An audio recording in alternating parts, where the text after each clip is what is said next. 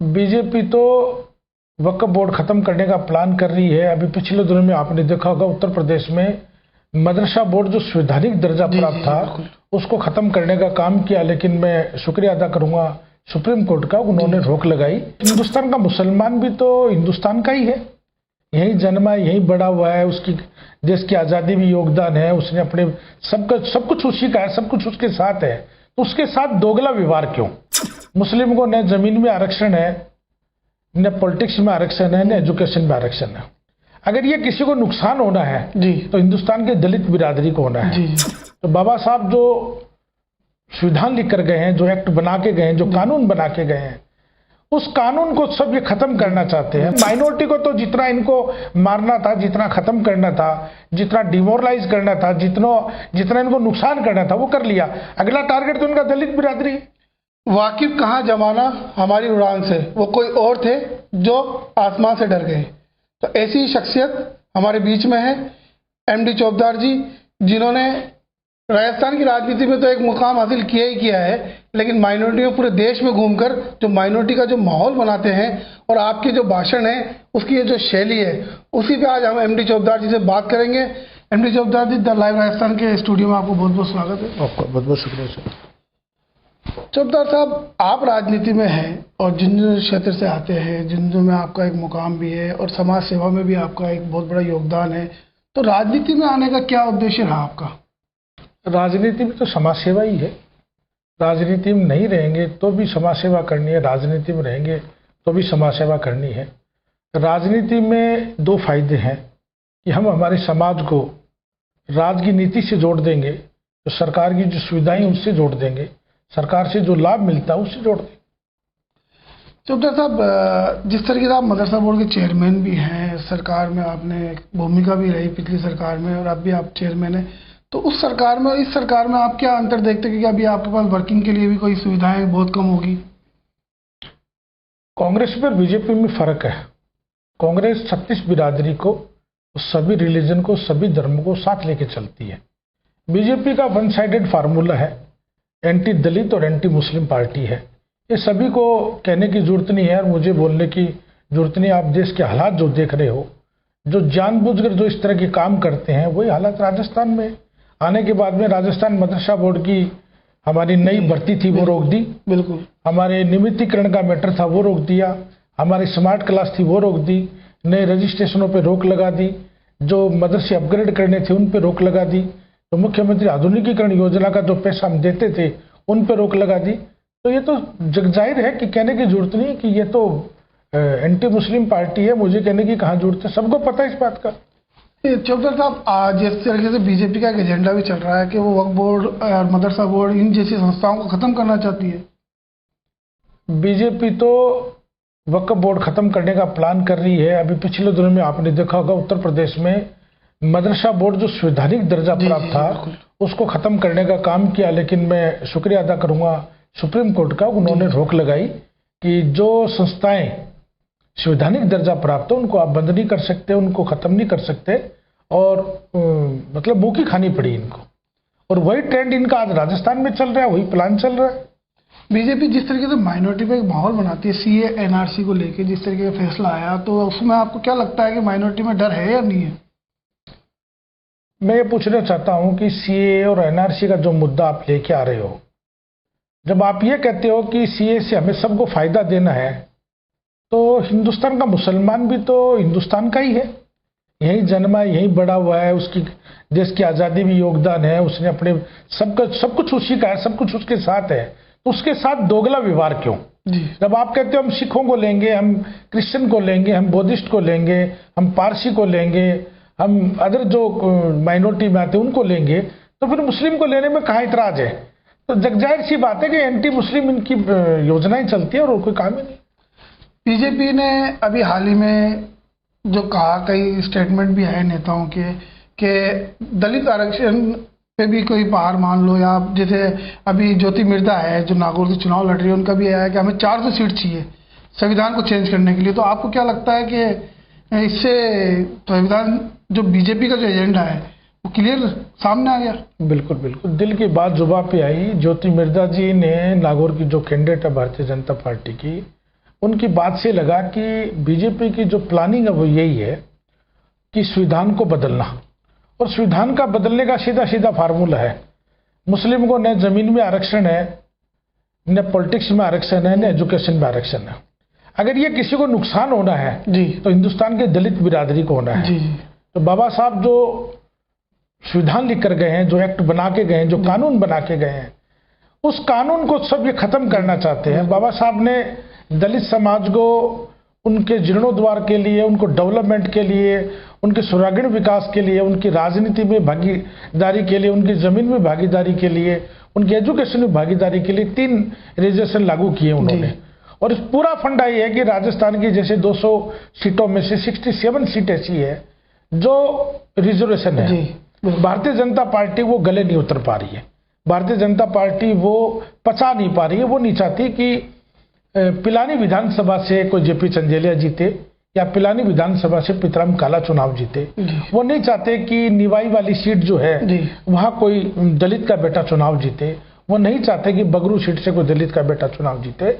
वो चाहते हैं कि जैसे 1 नेशन 1 इलेक्शन है वो भी नहीं करना चाहते, लेकिन ये सब कुछ ये करना चाहते हैं कि योग्यता के आधार पे आ जाएगा।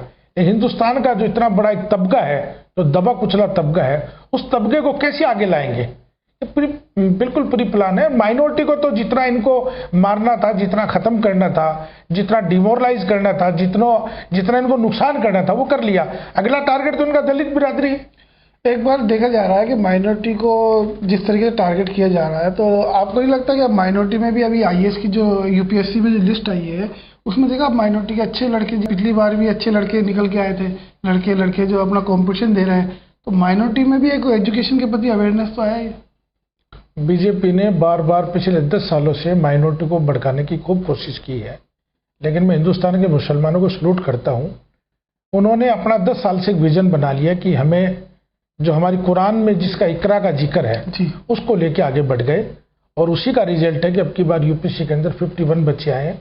मैं उम्मीद करता हूं कि आने वाले टाइम में जितना माइनॉरिटी में अवेयरनेस इन 10 सालों के अंदर आई है एजुकेशन को लेके, जिसमें हमारे उलेमाओं का बड़ा योगदान है, हमारे समाज सेवकों का बड़ा योगदान है, हमारे राजनीतिक लोगों का बड़ा योगदान है, हमारे जो बड़े भामाशाह है उनका बड़ा योगदान है, हमारे जितने जो अलग अलग फिरके के लोग हैं, चाहे वो देवबंद से हैं, चाहे वो बरेली शरीफ से हैं, उन सब का एक विजन है कि अब की बार कि हम सिर्फ और सिर्फ तालीम हासिल करें।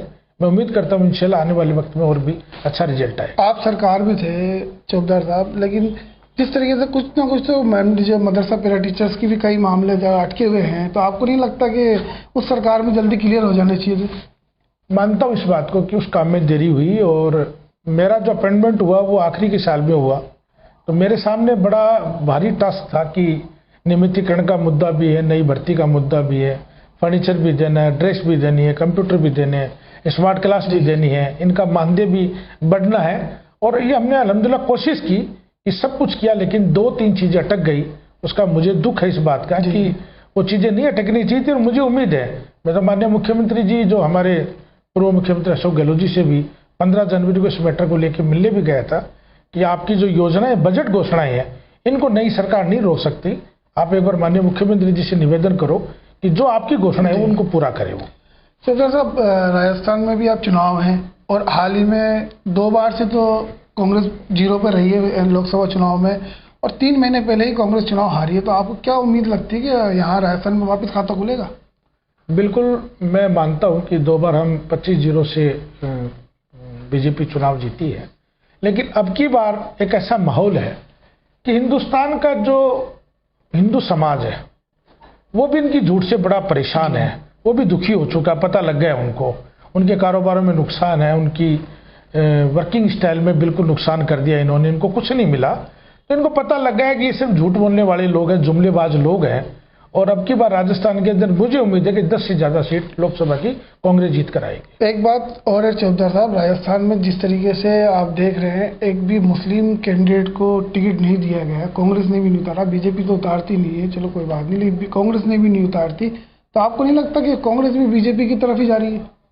नहीं, ऐसा नहीं है। राजस्थान का इतिहास रहा है, मैंने पहले भी जिक्र किया इस बात को लेके कि 1952 से लेके टिल नाउ यानी 2024 तक ऐसा कोई चुनाव नहीं रहा जिसमें कांग्रेस ने हर क्षेत्र में कहीं ना कहीं कांग्रेस की एक टिकट माइनॉरिटी मुस्लिम समाज को देती रही है। और यह भी इतिहास गवाह है कि मैं जिस जिले से आता हूं झुंझुनू से, वहां से captain Ayub Khan 2 bar member of parliament भी थी कि चौधरी साहब को टिकट मिले और चौधरी साहब सांसद भी बनते, ये उम्मीद थी। 2 बार अयूब साहब वहां से मेंबर ऑफ पार्लियामेंट बने। हालांकि यहाँ कैप्टन अजरुद्दीन साहब को टिकट मिला है, रफीक मंडेलिया को मिला, सईद गुडई साहब को मिला है, हबीबुर रहमान साहब को मिला, बरकतुल्ला खान साहब को मिला है, बड़े बड़े नामचीन लोगों को टिकट मिला है, लेकिन वो लोकसभा चुनाव में सफल नहीं हो पाए। मेरा मानना है कि इस वक्त अब की बार माइनॉरिटी ने अपने आप को त्याग किया इस बात के लिए।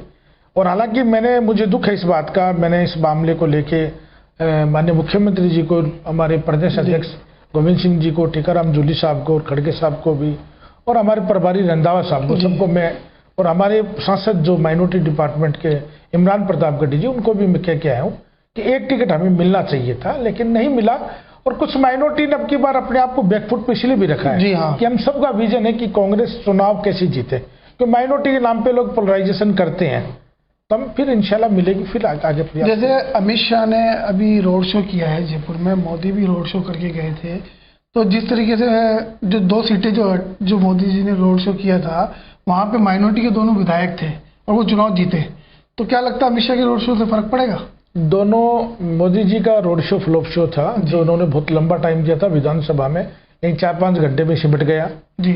अमित शाह जी का दौरा भी आप देख लेना, प्रताप सिंह जी खाचरियावास हमारे जयपुर शहर के लोकसभा के कैंडिडेट है, और दोनों विधानसभाओं की 36 बिरादरी, हिंदू मुस्लिम सिख ईसाई सब मिलकर प्रताप सिंह जी को वोट डाल रहे हैं। लोग इनका चेहरा पहचान चुके हैं, इनका पर्दाफाश हो चुका है, और पूरे देश के अंदर इंडिया जो गठबंधन है वो 300 से ज्यादा सीट जीत कर आएगी। इलेक्टोरल बोर्ड का भी एक मामला आया, तो उसका भी कांग्रेस को फायदा मिलेगा? सुप्रीम कोर्ट ने इनको नंगा किया है, और आज वीवीपैट का मुद्दा चल रहा है, जब हमारा लाइव चल रहा है तो वीवीपैट का मुद्दा भी चल रहा है बहुत जबरदस्त। और मुझे उम्मीद है कि सुप्रीम कोर्ट से कि सुप्रीम कोर्ट जो भी निर्णय लेगा वो आमजन के लिए लेगा। जी बिल्कुल है। तो भारतीय जनता पार्टी में जिस तरीके से आप आरोप लगा रहे हैं, तो कांग्रेस में भी एकजुटता दिखती है क्या आपको? कांग्रेस में एकजुटता है। विधानसभा चुनाव में मैं इतना बोल सकता हूं कि कुछ टिकटों का गलत वितरण हो गया, उसका हम सबको दुख है। उनका तो दुख माननीय मुख्यमंत्री जी को भी है, जिन्होंने बहुत अच्छा काम किया है। उसका दुख सचिन पायलट साहब को भी है कि उन्होंने बहुत मेहनत की। इसका दुख खड़गे साहब को भी है, हमारे रंधावा साहब को भी है, और हमारे जो दूसरे जो सह प्रभारी उन सबको दुख है। गोविंद सिंह जी को दुख है कि कहीं ना कहीं निर्णय लेने में चूक हो गई और एक 10-15 सीटों की वजह से नुकसान हो गया। अगर वो टिकटें सही बढ़ जाती तो वापस सत्ता में आते। इमरान प्रतापगढ़ी जी आपके पूरे देश में माइनॉरिटी का जो माहौल बनाते हैं, अच्छे शायर भी हैं, तो क्या राजस्थान में अभी तक चुनाव में उनकी एंट्री नहीं? बिल्कुल, उनकी 3 मीटिंगें लगातार अब होनी है। टोंक सभा में, माधोपुर लोकसभा में उनका प्रोग्राम है, अजमेर लोकसभा में उनका प्रोग्राम है, और कोटा लोकसभा में उनका प्रोग्राम है। बाड़मेर के लिए भी मैं आज वार रूम में ही था, तो चर्चा चल रही है। बिल्कुल आएंगे, वो क्यों नहीं आएंगे। एमडी चौधरी जी, आप भी राजस्थान में कहाँ कहाँ प्रचार कर रहे हैं? क्योंकि झुंझुनू तो आपका खुद का लोकल होम टाउन है, तो बाकी और सीटों पे भी? झुंझुनू, चूरू, सीकर एक शेखावाटी संभाग है जिसने विधानसभा में बहुत शानदार प्रदर्शन किया है, और मुझे उम्मीद है कि माननीय बजेंद्र ओला साहब और गठबंधन के उम्मीदवार अमरा राम जी और हमारे चूरू लोकसभा के कैंडिडेट राहुल कसवा जी तीनों चुनाव जीतेंगे। और मैं कल नागौर के दौरे पे था, और 22, 23, 24 में लगातार जो है कोटा, टोंक सवाई माधोपुर, बाड़मेर इस क्षेत्र में प्रचार में जाऊंगा। तो ये थे एमडी चौबदार जी हमारे साथ, और एमडी चौबदार जी ने अपनी सारी बात रखी, कहा भी, कांग्रेस का पक्ष भी रखा, और कहा कि राजस्थान में कांग्रेस अच्छी बहुमत में आ रही है। तो अब देखना यही है कि क्या रहेगा चुनाव में। शुक्रिया। बहुत बहुत थैंक यू सर।